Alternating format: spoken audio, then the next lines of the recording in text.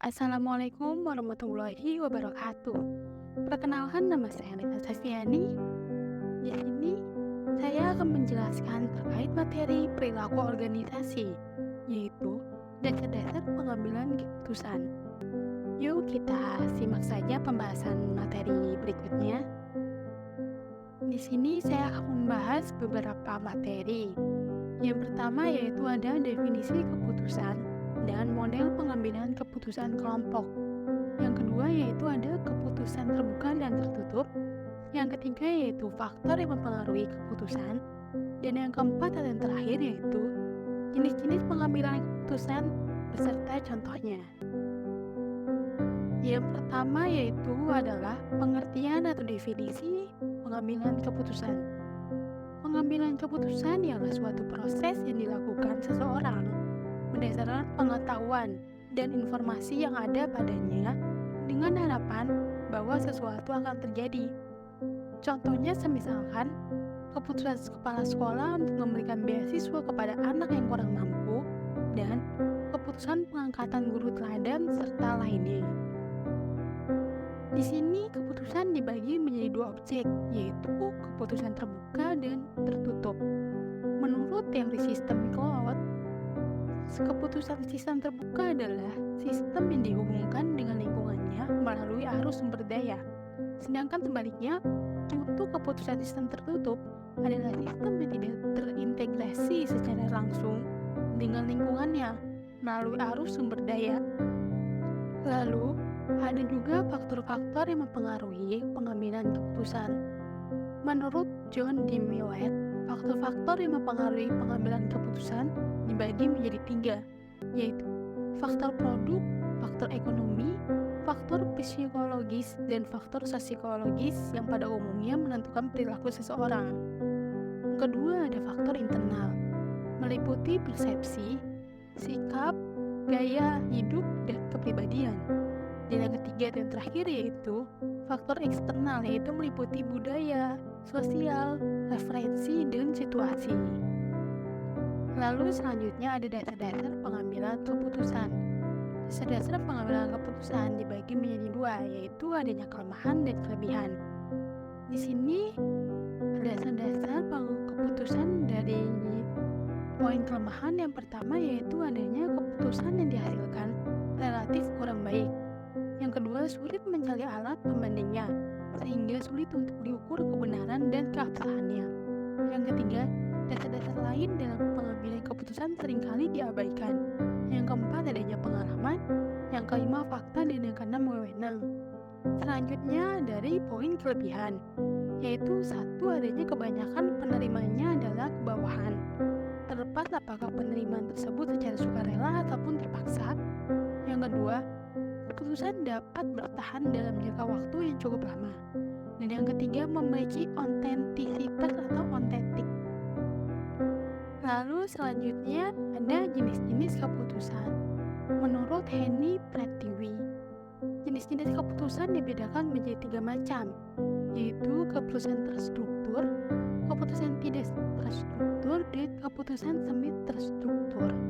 Yang pertama yang akan kita bahas yaitu keputusan terstruktur. Keputusan-keputusan yang berkaitan dengan persoalan yang telah diketahui sebelumnya. Proses pengambilan keputusan seperti ini biasanya didasarkan atas teknik-teknik tertentu dan sudah dibuat standarnya. Kategori keputusan ini juga dapat dikatakan suatu proses jawaban secara otomatis pada kebijakan yang sudah ditentukan sebelumnya. Secara alamiah, hampir semua masalah rutin dan berulang kali memiliki parameter persoalan yang telah diketahui dan terdefinisi dengan baik. Sehingga, jawaban atau proses pengambilan keputusan pun bersifat rutin dan terjadwal. Keputusan terstruktur mengacu pada permasalahan rutin dan berulang untuk solusi standar yang ada.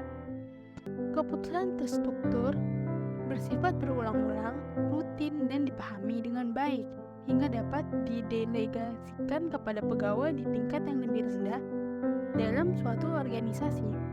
Sebagai contoh, keputusan untuk memberikan kredit kepada pelanggan lama hanya membutuhkan pengetahuan tentang batas kredit pelanggan dan saldo saat ini. Keputusan pembelian bahan baku untuk persediaan, pemberian cuti, pemutusan sambungan telepon, keputusan yang terstruktur seringkali dapat diotomatisasikan. Lalu yang kedua ada jenis-jenis keputusan, yaitu keputusan tak terstruktur. Keputusan-keputusan yang berkaitan dengan berbagai persoalan baru. Keputusan tidak terstruktur biasanya juga berkaitan dengan persoalan yang cukup pelik, karena banyak parameter yang tidak diketahui atau belum diketahui. Oleh karena itu, untuk mengambil keputusan ini biasanya institusi serta pengalaman seseorang pelaku organisasi akan sangat membantu. Keputusan tak terstruktur adalah fuzzy, permasalahan yang kompleks di mana tak ada solusi yang mengikutinya. Masalah yang terstruktur adalah tak adanya 3 fase proses yang terstruktur. Keputusan ini terstruktur bukan merupakan keputusan yang berulang dan rutin. Contohnya adalah memilih sampul depan sebuah majalah, mengontrak manajemen tingkat senior, dan memilih proyek penelitian awal yang akan dilakukan. Tidak ada kerangka atau model yang dapat memecahkan masalah sejenis ini. Bahkan, dibutuhkan banyak sekali pertimbangan dan intuisi. Walaupun demikian, keputusan ini tidak terstruktur, dapat didukung oleh bantuan dari keputusan yang diambil berdasarkan hasil komputer yang berfungsi untuk memfasilitasi pengumpulan informasi oleh bantuan dari keputusan yang diambil berdasarkan hasil komputer. Pengembangan teknologi baru untuk pengembangan jenis usaha baru dan keputusan untuk bergabung dengan perusahaan lain, pengrekrutan dan efektif. Yang ketiga yaitu keputusan semi terstruktur.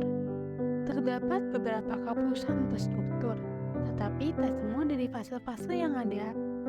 Keputusan semi terstruktur ditandai dengan peraturan-peraturan yang tidak lengkap untuk mengambil keputusan dan adanya kebutuhan untuk membuat penilaian serta pertimbangannya.